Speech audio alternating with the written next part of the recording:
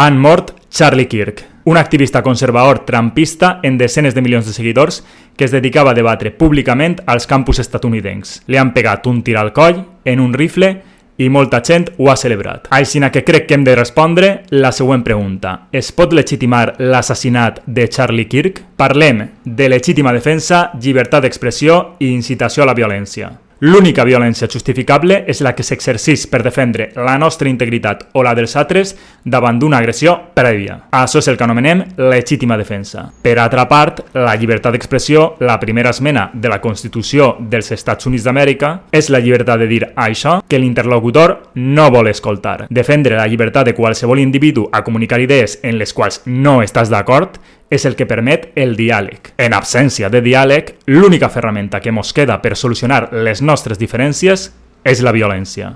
Per últim, l'única limitació de la llibertat d'expressió ha de ser la del seu ús per a iniciar una coacció. Exemples d'això són les amenaces i la incitació a la violència. Això últim em fa plantejar-me un dubte respecte de les polítiques de deportació massiva que Kirk defenia. Des de la meva perspectiva anarquista, les fronteres estatals són il·legítimes, en tant que imposar-es manu militari, i limitar el lliure trànsit de persones a través d'elles és un acte violent. Però al cap i a la fi, tots els estats s'atorguen el control d'unes fronteres i segurament la majoria de vosaltres sou partidaris de l'existència de l'Estat, posicionant-vos més prop de Kirk que de mi a este respecte. Vos convertís això en incitadors que hagin de ser eliminats d'acord en criteris anarquistes? No ho crec. Kirk era un orador, la seva arma era la paraula i la seva munició les idees.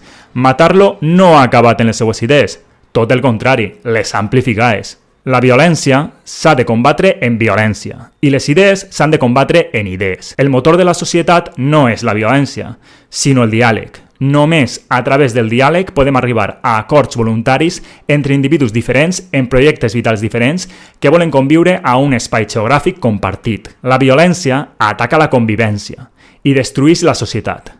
Per tant, si volem transformar la societat, la batalla ha de ser cultural, intel·lectual, no violenta. En paraules de Kirk, quan les persones deixen de dialogar, coses molt roïnes comencen a ocórrer. El que devem recuperar com a cultura és la capacitat de tindre desacords raonables on la violència no siga una opció.